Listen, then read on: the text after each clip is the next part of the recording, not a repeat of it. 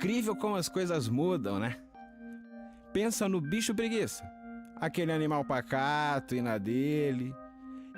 Quem diria que ele ia se tornar uma celebridade da internet?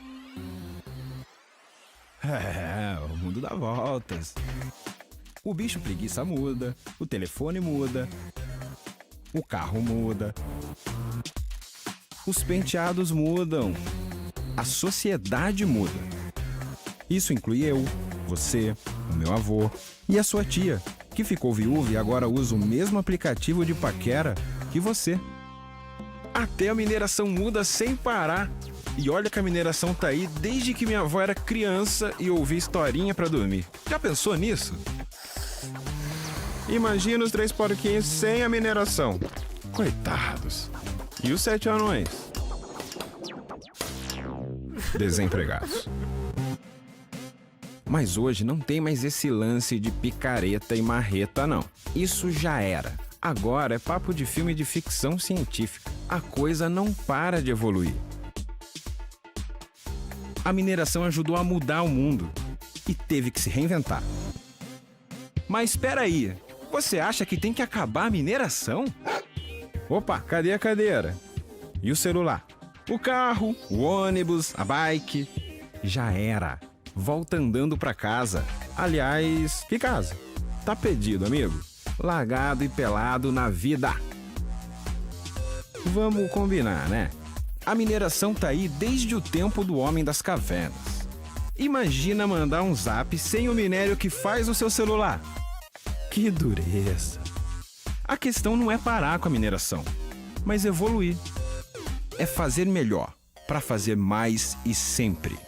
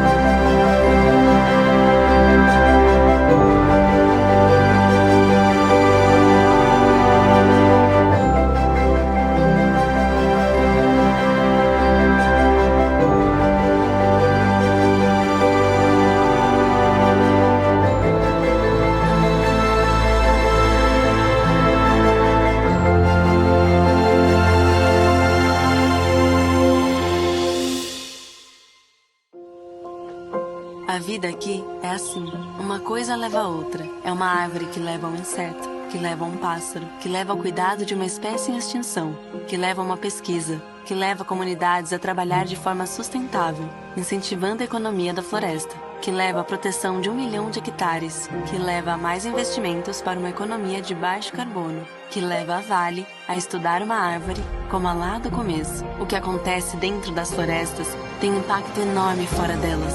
A Vale entende que o trabalho em conjunto com as pessoas na Amazônia e na Mata Atlântica pode transformar a vida de todos nós. Por isso, há mais de 40 anos, investe em projetos e negócios socioambientais, pesquisas e na conservação das nossas florestas. Até 2030, vamos recuperar e proteger mais 500 mil hectares, além das fronteiras da Vale, contribuindo com um compromisso de ser carbono neutra até 2050. Cuidar das florestas hoje é transformar o amanhã de todos.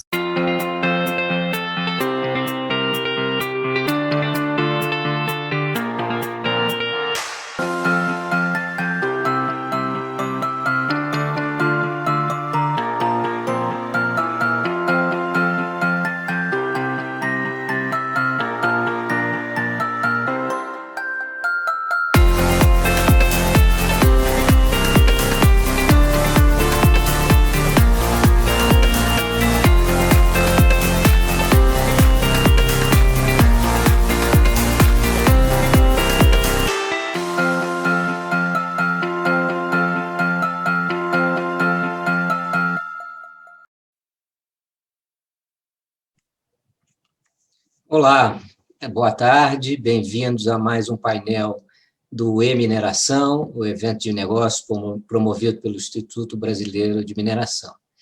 O meu nome é Carlos Vilhena, sou sócio do escritório do Pinheiro Neto Advogados e tenho o prazer e a honra de moderar hoje o painel sobre a agenda regulatória da Agência Nacional de Mineração e as dinâmicas da era digital.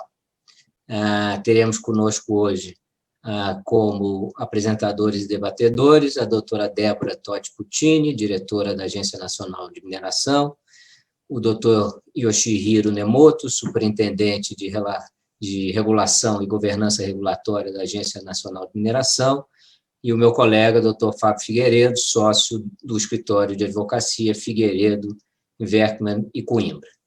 A ideia hoje é que os palestrantes apresentem, inicialmente, a doutora Débora e o doutor Yoshihiro, as dinâmicas da agenda regulatória, os avanços nesse sentido, as necessidades de modificações regulatórias e como essa dinâmica tem se desenvolvido pelo meio digital. E o doutor Fábio, mais adiante, falará sobre as alterações, ou as modificações, a evolução da agenda regulatória. Mas, para o final do painel, nós abriremos para perguntas. Na tela dos participantes há um canal para fazer perguntas, que é o chat, e nós procuraremos abordar todas as questões apresentadas. Com isso, eu passo a palavra à doutora Débora e ao doutor Yoshihiro para iniciar esse painel. Muito obrigado. Olá, boa tarde a todos. Alguns já me conhecem, eu sou Débora Puccini, diretora da Agência Nacional de Mineração, e nós vamos aqui apresentar, eu junto com o nosso superintendente de regulação, Yoshihiro Nemoto, os principais avanços que nós tivemos enquanto agência sobre a questão da regulação, sobre a questão da agenda regulatória e sobre tudo, como um pano de fundo, a questão da modernização, de uma forma geral, que a agência vem passando, e a questão digital tem sido fundamental. Então, a gente vai fazer um apanhado das principais realizações aqui, e a ideia é, obviamente, que a gente consiga aqui estabelecer um bate-papo, uma troca de ideias, como a gente vem fazendo hoje de uma forma geral na agência. Vamos falar, basicamente, de algumas conquistas do que nós já fizemos, dando início, aí, aproximadamente em 2019, com a implantação do protocolo digital, que foi uma grande revolução na história dos requerimentos, né, do antigo DNPM, agora agência, o nosso REPEM, que é o requerimento de pesquisa, passando, obviamente, pela disponibilidade com o sistema SOP, que permite aí que a gente possa colocar o máximo de áreas para disponibilidade, dando aí um retorno, um novo fôlego ao mercado. Vamos ainda começar a falar sobre as questões de alterações normativas, como a que nós fizemos, guia de utilização, ainda algumas por fazer como garantias de recursos e reservas, ainda aí no forno para acontecer, cadastros eletrônicos, enfim, a questão toda da ANM, que nós chamamos de ANM 4.0, um projeto que se iniciou com a primeira diretoria da agência, vem sendo implementado, e a gente busca que a ANM 4.0 ela esteja efetivamente implantada aí nos próximos 2 anos. Eu vou passar rapidamente a palavra para o Yoshihiro, para a gente já começar a falar e dissecar um pouquinho mais esses grandes tópicos que a gente tem aqui para apresentar. Yoshi. Obrigado, Débora. Boa tarde a todos, boa tarde, Carlos, boa tarde, Fábio. É um prazer estar aqui representando a agência e nesse evento, ter a oportunidade de falar um pouquinho mais sobre essa mudança de mentalidade, né, essa mudança de paradigma que a mineração vem sofrendo, vem vivendo, na verdade, a partir da criação da Agência Nacional de Mineração, E acho que esses pontos que a Débora já pontuou são muito reflexo disso. E, para além da modernização, da ANM 4.0, é fundamental que a gente tenha também uma regulação adequada a isso, para dar esse suporte, e essa regulação está representada aí na agenda regulatória da ANM, a primeira agenda regulatória que foi aprovada. Ela é aí do biênio 2020-2021, e dividida em 6 eixos, né, com vários projetos, mas o objetivo, um dos objetivos mais importantes dessa agenda regulatória, de fato, é fincar esse tripé da regulação, que é necessário para uma agência reguladora funcionar de acordo com as melhores práticas. Aí a agenda regulatória é um desses tripés. Segundo, a participação, controle social, quando a gente escuta a sociedade, e também a análise de impacto regulatório, que é para a gente identificar corretamente os problemas regulatórios, identificar quais são as possíveis soluções, e para que a diretoria colegiada tenha aí balize a sua decisão na forma mais fundamentada possível. Então, sobre o tema da nossa palestra, efetivamente, a Débora já listou uma série de avanços, aí a guia de utilização que foi feita no âmbito não foi nem da agenda regulatória, foi no âmbito do Plano Lavra, que foi decorrente aí das medidas de enfrentamento à pandemia, né, que envolveu alterações normativas que a gente enquadrou como desburocratização, e desburocratização está regido ali pelo decreto 10.139, né. Então, tem essas duas vertentes, né, para a gente tolher mexer com algum tipo de direito, impor uma nova obrigação, tem que estar na agenda regulatória para desburocratizar, para tornar o ambiente de negócio mais competitivo. A gente pode pular algumas etapas aí, fundamentado pelo decreto 10.139, que é o de desburocratização, que regula a lei de liberdade econômica. Então, a guia de utilização com eficácia vinculada a licenciamento ambiental foi uma dessas medidas aí, essas alterações regulatórias importantes para dar essa celeridade, essa modernização, na atualização desses conceitos da atuação da agência reguladora, mas também tiveram outras alterações normativas que deram o estamento necessário para essa modernização em termos de mudança de paradigma. E a gente tem aí a resolução que determinou as regras para disponibilidade de áreas, que aí estamos aí lançando hoje aí o 4º edital de disponibilidade, e aí utilizando o SOPLE, né, eu fiz algumas apresentações em alguns fóruns em que a gente comparava o modelo atual e o modelo anterior, né, que era significativamente mais complexo e mais demorado para se tomar alguma decisão. Então, a economia que só para que os nossos, para quem nos vê, tenha uma ideia do tamanho desse avanço, a comparação é que a gente reduz aí a perspectiva de reduzir um passivo semelhante em 8 anos, demoraria para reduzir um passivo ali de 8.000 áreas, e a ANM reduziu aí, já com 3 rodadas da disponibilidade, mais de 7.000 áreas, né, em menos de 6 meses.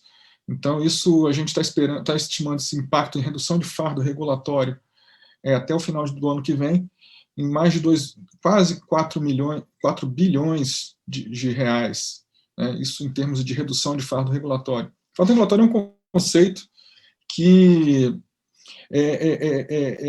está muito ligado à questão do custo Brasil, com o custo da não competitividade do Brasil como um todo, e o impacto estimado de se atuar num ambiente regulatório institucional equilibrado é da ordem de 160, 200 e poucos bilhões de reais. Então, a Agência Nacional de Mineração tem atuado para tentar contribuir com essa redução de custo país, e a essa limpeza, esse arcabouço regulatório mais razoável, né, mais leve, com mais liberdade econômica, ele tende a contribuir com isso. Mas a contrapartida dessa liberdade econômica, ela tem algumas condicionantes. E a primeira é que a gente tem que reforçar na outra ponta. Se a gente está baixando barreiras à entrada, a gente tem que forçar na fiscalização. E para isso, a nova era digital, essa digitalização dos processos, essa modernização dos nossos processos, ela é fundamental, porque é ela que vai garantir que a gente consiga cruzar as informações com celeridade, agilizar o fluxo de informações para análise, para fiscalização, né? E que a gente faça as devidas correções de rumo na regulação no momento mais próximo, né? Então, assim, propiciando melhores análises de impacto regulatório, melhores análises de resultado regulatório, né? Que são as análises ex post. E é isso. A gente tem vários avanços, a Débora citou todos eles, a Agência Nacional de Mineração, com o apoio da iniciativa privada, estamos em tratativas para digitalizar todo o processo minerário, estruturar um sistema integrado de gestão de direitos e títulos minerários, que vai certamente reduzir aí esse prazo médio de 14 anos para que se consiga um alvará de concessão de lavra, né, para algo razoável aí, espero, 1 ou 2 anos, que é algo que é mais compatível com uma atividade econômica. Para você elaborar um plano de negócio, decidir entrar no negócio para daqui a 14 anos efetivamente entrar, realmente não inspira muita competitividade. Mas é isso, acho que para a gente abrir o debate, e era mais ou menos isso que eu queria falar, a gente está aí próximo do final desse ano já, a agenda regulatória desse biênio, daqui a pouco ela começa a gente entrar na reta final, né? Na realidade já entramos, estamos na metade do ano, e vamos já iniciar no próximo bimestre aí, as tratativas para a próxima agenda regulatória. E a gente vai nesse processo a gente conta com a participação de todos os agentes, né, do setor regulado, da sociedade, dos mineradores, das cidades afetadas, dos cidadãos, dos outros órgãos de governo, que é assim que a gente vai construir um marco regulatório, um arcabouço regulatório mais condizente com a realidade que o setor precisa. Eu queria rapidamente complementar todas as questões já que o Yoshihiro colocou. Uma coisa que acabou acelerando muito acho que até se a gente pode tirar alguma coisa de importante, né, de positivo na questão da pandemia. A pandemia ela acabou que acelerou as nossas questões voltadas para a prática digital, né? Hoje a gente necessita mais do que nunca usar os veículos. Esse debate e essa rodada de negócios está acontecendo principalmente porque nós adquirimos em muito pouco tempo o hábito, né, digital. E, de uma certa forma, a agência, para ser uma agência moderna, para ser uma agência ágil, como a gente preconiza, ela precisa ter esse viés digital. A atividade de mineração, a atividade de pesquisa, a atividade de operação, ela não existe hoje sem as tecnologias, sem a parte digital. E não poderia ficar de fora uma agência que regula justamente a mineração. Haja visto que o setor mineral foi um dos primeiros a utilizar o GPS, que hoje é tão comum em cada celular de cada cidadão. Não há cabimento a agência não estar executando esse tipo de mudança. As mudanças vieram para ficar. Todo o sistema de regulação, como o Yoshihiro falou, a agenda regulatória, todas as resoluções que nós fazemos, todos os editais de disponibilidade, eles têm o componente digital, têm o componente da participação social, da participação do setor, e nada disso seria possível se a gente ainda estivesse na era do papel e só simplesmente as atuações presenciais. Então, esse binômio, regulação nova, né, a prática nova da regulação de uma agência nova de mineração com o adjunto da digitalização, da era digital, das novas tecnologias, eu acho que talvez tenha sido um resumo bem rápido aqui, falando de um avanço, não vou dizer sucesso, porque ainda temos muita coisa para fazer, mas um avanço tão grande em tão pouco tempo de agência. Obviamente que com esse bate-papo aqui a gente vai tirar muitos frutos ainda para utilizar e também esclarecer algumas coisas que a gente ainda tenha para esclarecer. Eu acho que para encerrar, que eu acho que um pouco dessa questão que a gente colocou rapidamente seria isso aí. Eu acredito que a gente já possa partir para o fato do bate-papo aqui, das perguntas e tentar aprofundar mais nas questões mais importantes. Obrigado, Débora, Yoshihiro. Yoshihiro, algo mais antes de passarmos a palavra para o doutor Fábio? Não, Carlos, eu acho que vamos deixar o doutor Carlos, o Fábio falar, e a gente deixa para o debate, para as perguntas dos ouvintes aí. Perfeito. Fábio, por gentileza, está com a palavra, por favor. Bem, boa tarde a todas e todos. Inicialmente, gostaria de agradecer ao IBRAM pelo convite e pela oportunidade de falar nesse importante evento de negócio. Saudar o ilustre moderador, o renomado advogado, Dr. Carlos Vilhena, bem como aos colegas de painel, doutora Débora Puccini, diretora da ANM, e doutor Yoshihiro Nemoto, superintendente de regulação e governança regulatória da ANM. Bem, vou tentar dar uma visão aqui de quem está do outro lado do balcão, doutora Débora e doutor Yoshihiro, né? Primeiro, fazer um contexto histórico aqui muito breve. A Lei da Liberdade Econômica, né, que é a 13.874, publicada em setembro de 19, estabeleceu que essas propostas de alteração e edição de atos normativos sejam necessariamente precedidas da análise de impacto regulatório. Logo em seguida, em novembro de 19, foi publicado o decreto, já citado pelo Yoshihiro, o 10.139, que determinou essa revisão dos atos normativos de todos os órgãos e entidades da administração pública federal direta, das autarquias e das fundações, né? Em linhas gerais, portanto, esse é o grande contexto que vem impulsionando a revisão dos atos normativos da ANM, e procedimento esse que, pelo menos idealmente, deve ser realizado entre o Estado e com ampla participação social. Nesse sentido, a ANM, desde a tomada de subsídios 1 de 2020, nitidamente vem se esforçando para colher as contribuições da sociedade nesse procedimento de revisão do seu estoque regulatório. As tomadas de subsídio têm garantido, pelo menos no nosso entendimento, a participação de interessados, assim entendidos como as empresas, as entidades de representação, as ONGs, cidadãos, com uma grande possibilidade de promover efetiva melhoria regulatória, né?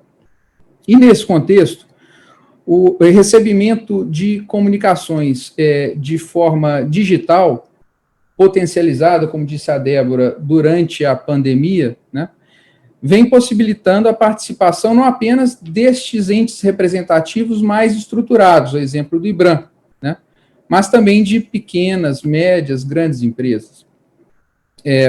Eu vejo nisso um fortalecimento, digamos, de uma capacidade concorrencial dessa esfera de contribuições das entidades, antes restritas apenas àquelas que tinham uma proximidade, digamos, maior com a agência, né? Parafraseando aqui o nosso título do evento, né, e alguns autores já tratam desse tema, o que a ANM vem ampliando é uma chamada e-participação, né, por conta dessa utilização dos meios digitais.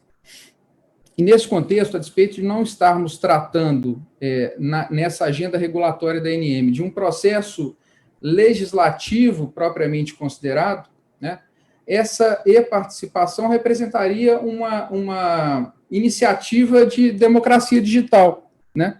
Na medida em que possibilita a interação das expectativas da sociedade com as prioridades do governo, mediante essas ferramentas tecnológicas que vêm sendo disponibilizadas pela agência, não apenas para a revisão do estoque regulatório, né? Então, a democracia digital, nesse conceito, nesse contexto que estamos vivendo, né, ela poderia ser entendida como a incorporação de tecnologias de comunicação com o objetivo de promover a coleta de contribuições das mais diversas fontes sociais, né, possibilitando aí esse o grande desafio, né, que a ANM tenha uma gama muito grande de contribuições para esse aperfeiçoamento do seu estoque regulatório. Bem, mas a tecnologia em si não resolve o problema, né? O que ela é uma ferramenta online disponibilizada para a coleta das informações, né? Imagino que, repito, esse desafio da agência, em cada uma das tomadas de subsídio ou das consultas públicas, né? Ela envolve uma gestão transparente desse processo, né? E também, talvez o mais importante, dos processos de decisão da diretoria colegiada, o que hoje, em função da estruturação da ANM, é muito mais possível, né? A gente acompanha online as reuniões da diretoria, em qualquer lugar do país, né? Então, o aproveitamento dessa gama ampliada de informações e contribuições e o tratamento dessas contribuições não é, obviamente, uma tarefa simples, né?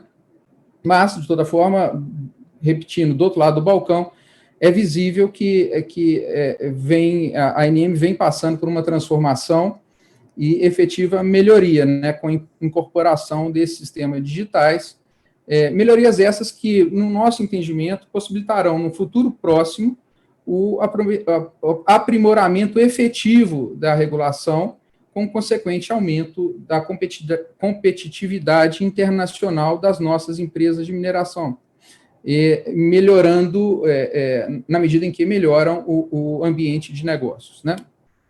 Lógico que aqui, como todo outro lado do balcão, algumas provocações acho que são válidas, né?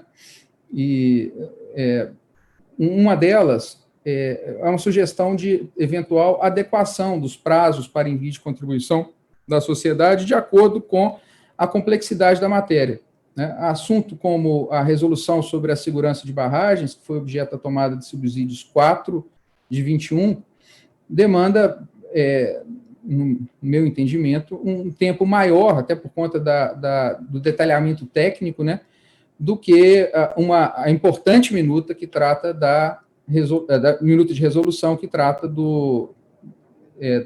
desculpa a redundância, mas é objeto a resolução dos conflitos no âmbito da agência. Essa foi objeto da tomada de subsídios 3 de 21, né? Bem, com toda ferramenta, o sistema da ANM vem possibilitando a participação social, mas eventualmente pode passar por alguns aprimoramentos, né? Há operadores que dizem que na hora de alimentar o sistema, ele poderia ser mais amigável, permitindo funcionalidades simples como o copiar e colar. Lógico, é tudo muito novo, né? Mas, como contribuição, sugere-se que esse sistema seja continuamente aprimorado para possibilitar a continuidade dessa participação dos interessados de forma mais ampla possível nas futuras tomadas de subsídio ou consultas públicas. Bem, doutor Carlos, acho que são essas as palavras iniciais e eu me coloco aqui à disposição para contribuir nos debates e eventual resposta às questões que nos sejam colocadas. Muito obrigado. Muito obrigado, Fábio. Débora e Yoshihiro, vocês gostariam de iniciar o debate com base no que comentou o Fábio? Podemos, eu acredito que ele já deu aí uma introdução, né, de algumas questões. Na verdade, Fábio, é por aí mesmo. A gente costuma dizer que estar num ambiente totalmente transparente, né? Eu não vou dizer que nós estamos totalmente transparentes, porque acredito que ainda temos um caminho, né, a percorrer, mas construir um ambiente transparente, com a previsibilidade que toda a questão regulatória necessita, e num mercado tão tradicional quanto o da mineração, é um desafio realmente muito grande, né? Eu tenho aproximadamente 20 anos de profissão, né? Meus pares de 20 anos para mais, e todos nós aqui temos nossos vícios, né? Os vícios do trabalho, da profissão em si, e a partir do momento da implementação de uma agência, houve e ainda há esse choque de realidade de que tudo que o geólogo, que o técnico, que o engenheiro de minas, que são profissões muito para dentro, né, produzem, começar a explicar para qualquer público, para o público leigo de uma forma geral, como que funciona, como é que faz, e aí a gente tem essa interação, qual é o prazo, as nossas decisões de diretoria colegiada, elas são transmitidas ao vivo, e eu acho hoje algo que é fundamental, eu não conseguiria me sentir plenamente segura hoje fazendo uma relatoria de uma resolução qualquer que seja, onde não haja essa transmissão ao vivo, onde não haja a interação do público.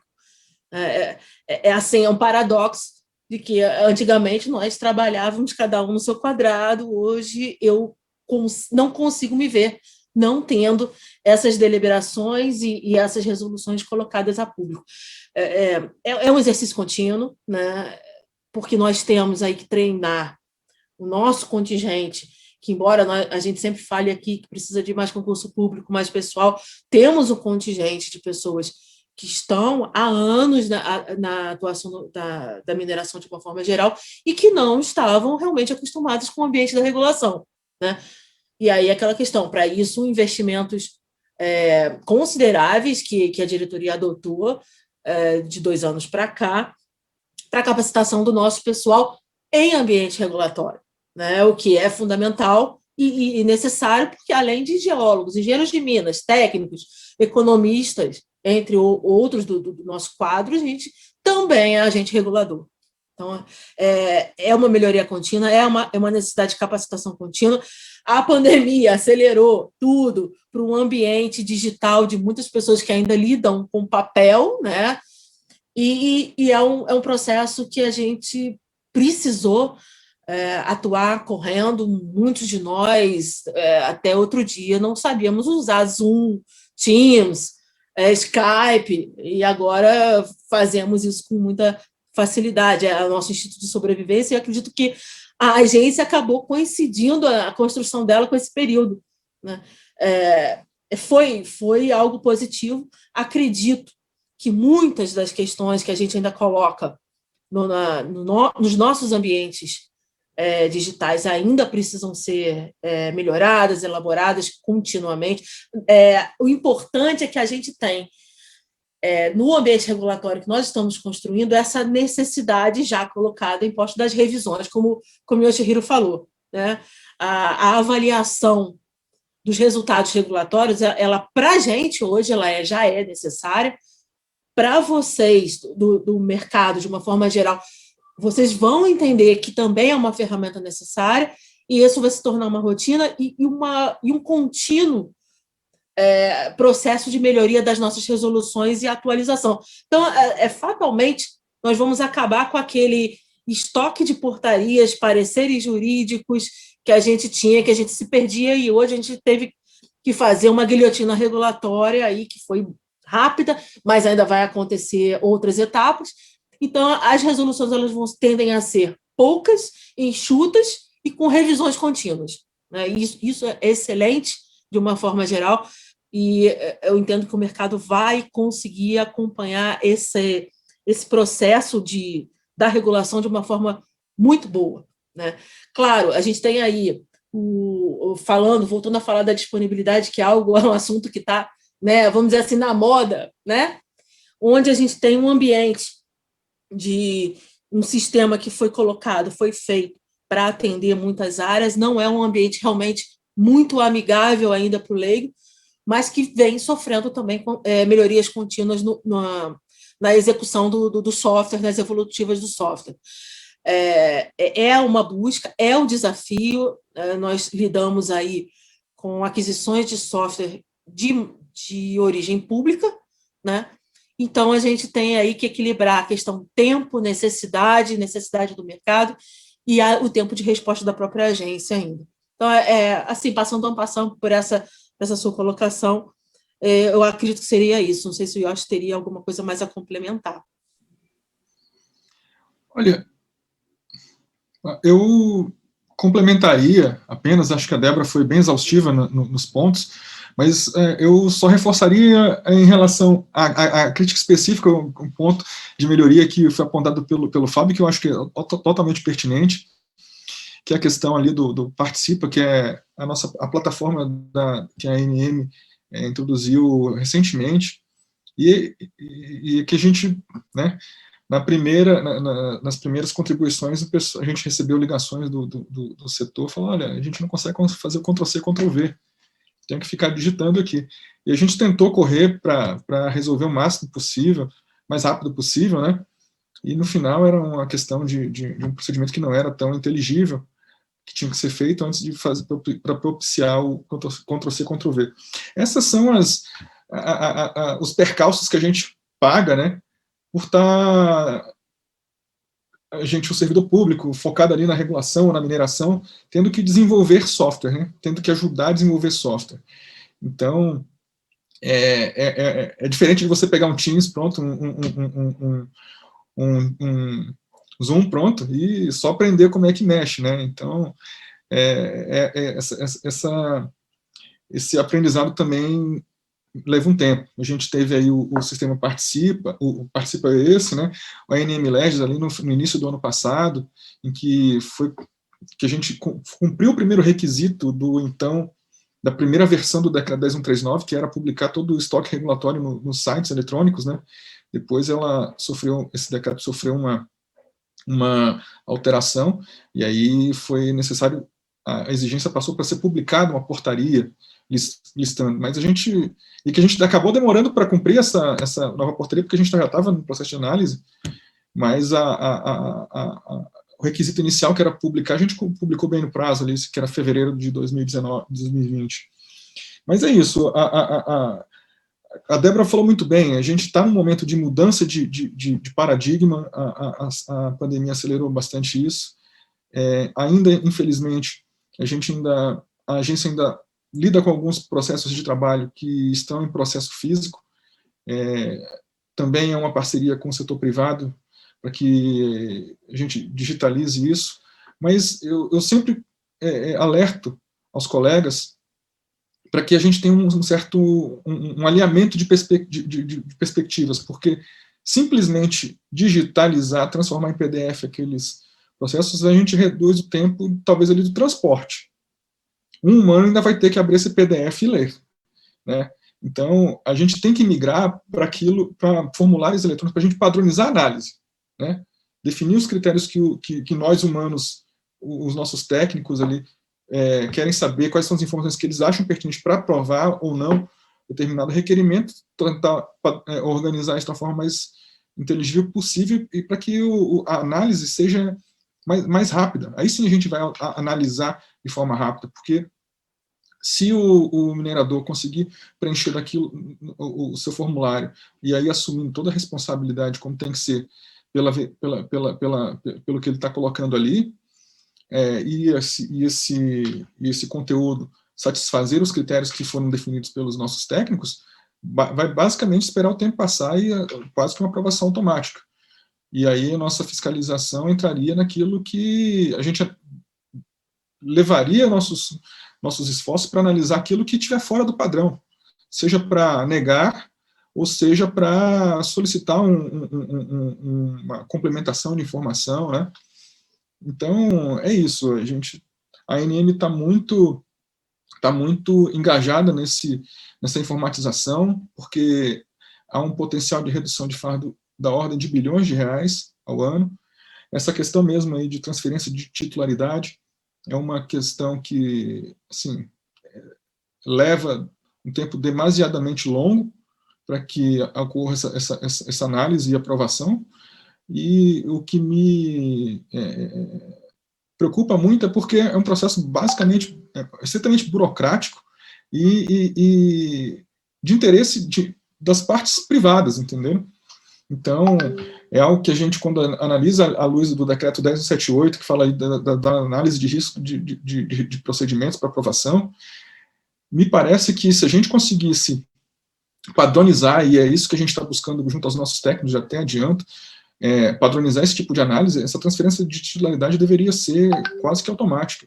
A gente deveria parar de perder anos, como infelizmente ocorre, para fazer essas transferências, para que isso ocorra em termos de dias. Então, é isso. Devolvo a palavra aí para o Carlos. Perfeito, obrigado, Débora e Yoshihiro. Estão entrando aqui várias perguntas, eu vou procurar colocá-las para vocês na ordem que eu as recebi. A primeira pergunta vem do Sérgio Cross, e é a seguinte: podem, por favor, citar alguns temas que vão constar da Agenda Regulatória 2022-2023? Olha, eu acho que os temas que certamente... Alguns temas certamente vão constar, a gente já pode falar que vai constar na Agenda 2022-2023, que são aqueles que a gente, infelizmente, não conseguiu concluir no biênio 2020-2021. Né? Agora, se você estiver falando de novos temas, realmente eu sou todo ouvidos aqui, porque esperar... na verdade, eu queria concluir a revisão do estoque regulatório, que o prazo do decreto é até novembro desse ano, né? Para que o nosso trabalho do ano que vem seja focar em fiscalização, né? Então, vamos dizer assim, que a gente tem nosso arcabouço redondo, mas é sempre um desafio. Temos, acho que, temas relacionados à sustentabilidade, eu acho que temas relacionados à competitividade, acho que são temas que a gente pode começar a discutir conforme a agência vá adquirindo mais maturidade, o próprio setor acostumado com mais competitividade, que vai ser decorrente dessa informatização, né? Hoje, infelizmente, a agência reguladora, em alguns aspectos, eles chegam a ser um gargalo. Então, a gente tem que... A meta é arrumar a casa para que a gente comece a focar em regulação econômica do setor, por exemplo, que é algo que a gente, infelizmente, não faz hoje. E eu acho, só complementando rapidamente, a questão da agenda regulatória, como logo que a gente foi criado, nós rapidamente implementamos uma agenda regulatória, que é a que nos rege hoje, né? É muito por conta mais da obrigação e tal. Essa segunda agenda regulatória que vai entrar, além dos sistemas que a gente não conseguiu concluir, ela conta essencialmente com a participação do setor. Então, esse é o grande ganho, talvez, desse compromisso de agenda, né? A agência, ela tem uma agenda que ela é construída com o setor, a agência, é o setor, são os entes públicos, e é um compromisso que espera-se ser cumprido ao longo desses 2 anos de agenda. Então, é só para colocar essa questão, por isso que o Yoshihiro, a gente riu até, porque quais são os temas? Os temas vocês que demandam, né? Além dos que a gente tem que cumprir, que ainda ficaram para trás. Então, esse talvez seja o grande ganho do DNPM ter virado uma agência. Há um compromisso de melhoria contínuo e de atualização contínua. Perfeito, muito obrigado, Yoshihiro. Débora, Fábio, eu já passo a palavra a você, para que você possivelmente contribua com essa generosa oferta da Débora e do Yoshihiro, de nós sugerirmos aqui temas para a agenda regulatória, mas há uma pergunta aqui que me chegou, onde há uma sugestão. Ela vem do Giancarlo Silva, do Ignia BR, dizendo o seguinte: considerando a eminente publicação da resolução a respeito de certificação de recursos e reservas, a ANM pretende normatizar a apresentação do relatório final de pesquisa e do plano de aproveitamento econômico? Excelente pergunta, né, Débora? Fica à vontade. Pois eu ia falar, aguardem as surpresas, mas, enfim, como a gente fala, nós começamos revendo algumas coisas mais emergenciais, né? Houve aí a execução durante a pandemia, lá no ano passado, do Plano Lavra, que a gente implementou, com algumas melhorias, algumas desburocratizações e tal, do que a gente poderia fazer em casa rapidamente, mas há a necessidade, e nós estamos implementando, revendo todos esses procedimentos que a gente tem dentro do que é o que está previsto do decreto 9406. A gente tem algumas limitações, temos, mas a gente espera que a gente consiga ir um pouquinho mais além, mas antes do que está ali no limite do decreto 9406, a gente tem que corrigir o que está rodando pela casa. Né? Excessivas portarias, como eu falei, excessivas portarias uma atrás da outra, excessivas burocracias que emperravam, e que hoje a gente tem toda uma gama de sistemas e de modernidade que podem substituir, são ferramentas muito mais eficientes do que a mão humana.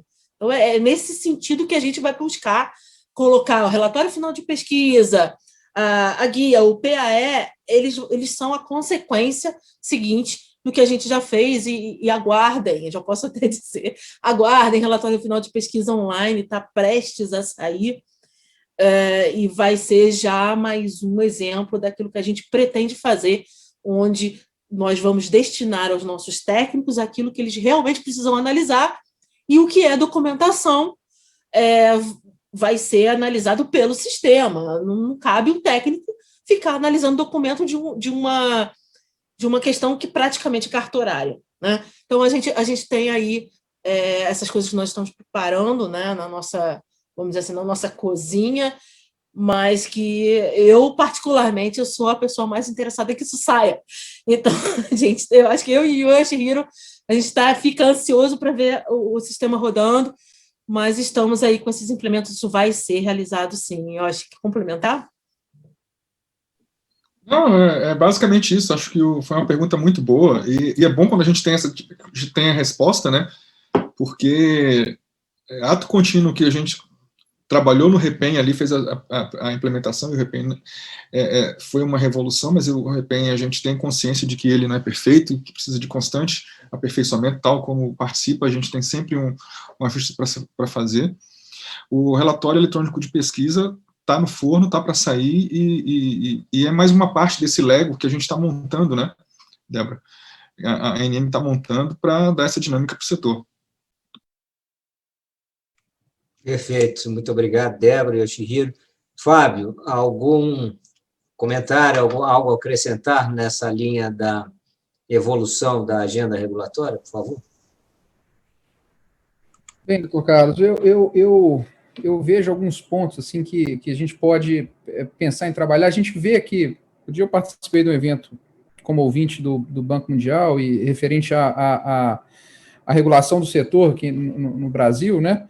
E a gente vê esforços que são meio que antagônicos, né? A agência tentando caminhar no sentido de desburocratizar e, por outro lado, outros órgãos muito importantes na gestão da atividade criando, ou melhor, mantendo certas dificuldades, né? Me preocupou bastante, recente, talvez ouvi uma opinião de vocês a respeito, né? Aquela emenda 89 que foi aprovada na Câmara, né? Que tira a mineração desse novo projeto da Lei Geral de Licenciamento, né? Aliado a essa dificuldade, a gente vem vendo, por exemplo, a criação, estabelecimento de normas que são, de certa forma, até conflitantes com a da agência, como os planos de ação emergencial de barragens aqui de Minas Gerais, que meio que não conversam com o PAI-BM da agência, né? Nesse sentido, talvez o que vale a pena pensarmos aí para os anos de 22 e 23, sei que não é uma questão específica da agência, mas uma maior integração com esses órgãos de gestão ambiental, digamos, componente do CISNAM, né, que eventualmente poderiam viabilizar um maior desenvolvimento da atividade. Não sei se isso está no radar, e seria juridicamente possível, né, nós conseguirmos, via agência, integrar essas várias esferas de decisão que, no final do dia, também impactam a atividade.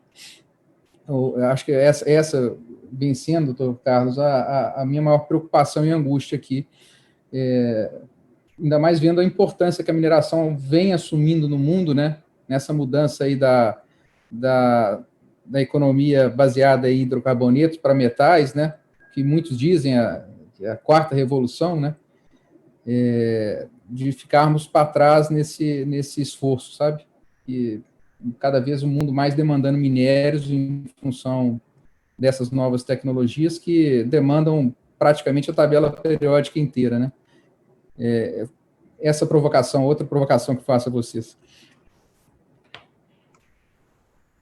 Débora e Yoshihiro, antes de comentarem o que o Fábio levantou e que é muito relevante, deixa eu só lhes colocar mais duas questões que surgiram aqui, que talvez sejam também, vocês consigam abordar de forma tranquila. Uma delas também uma pergunta que eu já faço há algum tempo, se há uma previsão de regulamentação da declaração de utilidade pública, chamada DUP, é uma delas. A outra é sobre a regulamentação do uso dos direitos minerários, de seus vários regimes, como garantia para financiamento, seja a autorização de pesquisa, a concessão de lavro, a PLG, enfim. E eu coloco uma última questão para todos vocês, o Fábio, inclusive.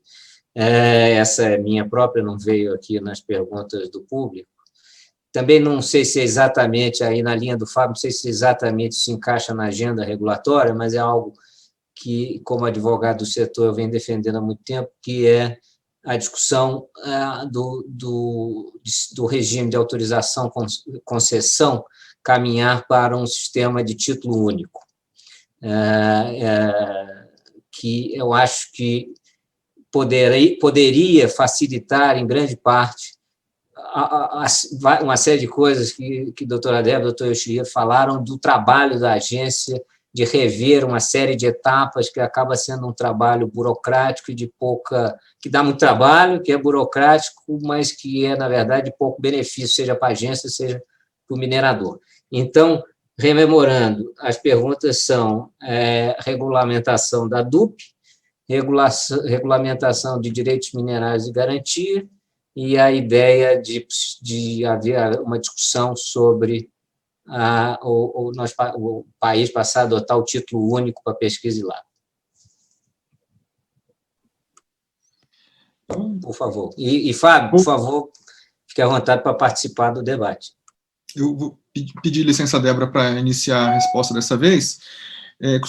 Primeiro, sobre o ponto que o Fábio trouxe, que eu acho que é extremamente pertinente, essa harmonização regulatória entre os entes de governo, do parlamento, das agências estaduais, é muito importante. Aliás, isso foi um dos pontos que o relatório preliminar de revisão por pares que a OCDE elaborou para o setor de mineração no Brasil apontou exatamente isso, que é necessária essa articulação e esse engajamento junto aos outros entes de governo, de secretarias de meio ambiente, para que a gente consiga ter uma atuação mais harmônica, né, uma regulamentação mais harmônica, para que, de novo, o regulador não seja um empecilho, sim, atue nas falhas de mercado, não as criando.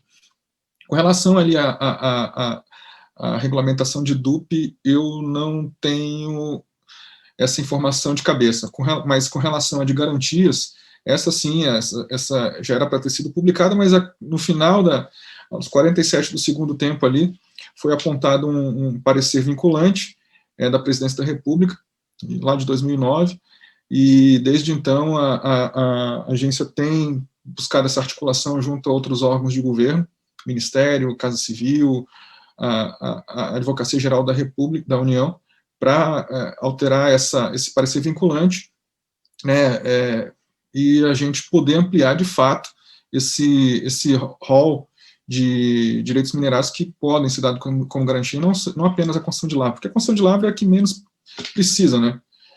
As fases mais arriscadas, as iniciais em que há mais certeza e mais risco, é que essas sim deveriam, elas estão com um leque mais restrito de financiamento e o que a gente percebeu durante as consultas públicas, tomada de subsídio, foi exatamente que há tanto a demanda quanto a oferta para esse tipo de crédito.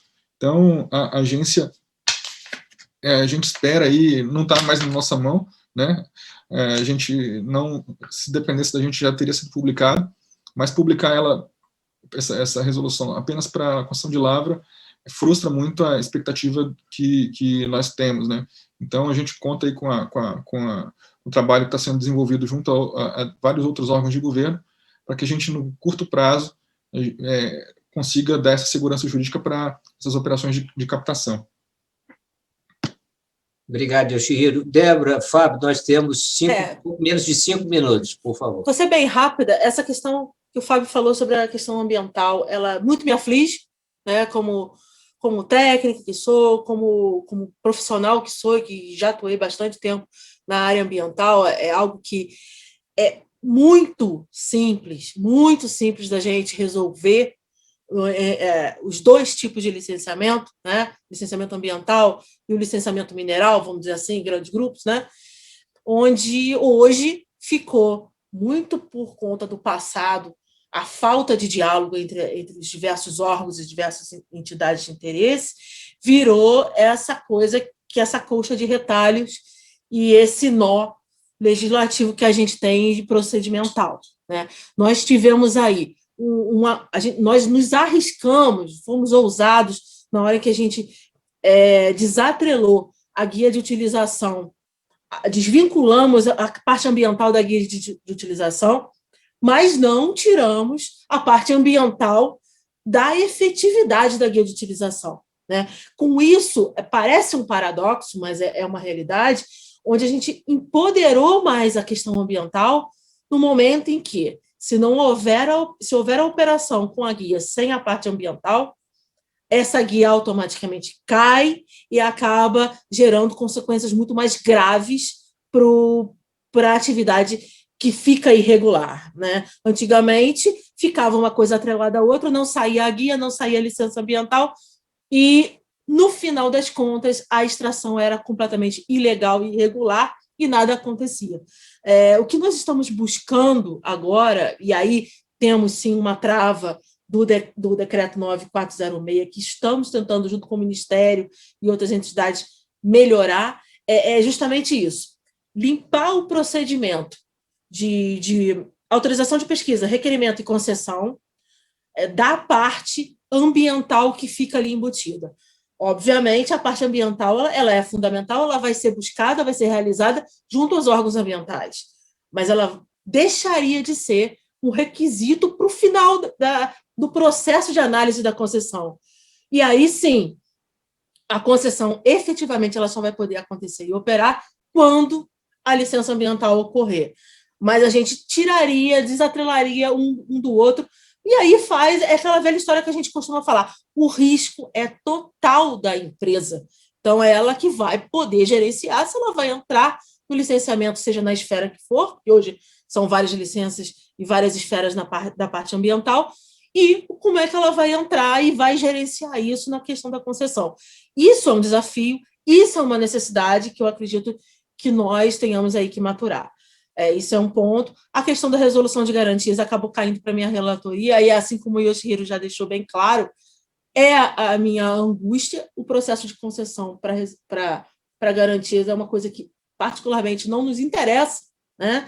O cara que já chegou na concessão, ele já está no melhor dos mundos dele, porque a gente precisa dar subsídios econômicos, financeiros, aportes, reduzir o risco, até para as instituições financeiras poderem aportar a questão das garantias dos títulos para as outras determinadas fases. Então, nós estamos aí correndo nas questões jurídicas para tentar desemaranhar essa questão desse parecer vinculante, e tão logo a gente coloca a resolução para acontecer, e eu acredito que a gente vai conseguir aí um êxito muito bom, até porque a gente também tem que preparar as instituições financeiras para esse novo mercado que vai surgir, né? Reduzir o risco ao máximo e que eles entendam os riscos da mineração de uma forma geral. Eu acho que, rapidamente, é um apanhado. Eu coloquei, não sei se eu deixei alguma coisa. Declaração de utilidade pública, com certeza não estava no radar da agenda regulatória, a última, mas vai estar, com certeza, na próxima. Então, já temos aí um tema para tratar. Muito obrigado, Débora. Fábio, infelizmente, eu estou sendo pedido aqui pelo a organização do evento para encerrar. Temos 19 segundos. Agradeço a todos os palestrantes, principalmente aos participantes. Eu acho que o debate foi muito construtivo, muito bom. Muito obrigado e uma boa tarde a todos.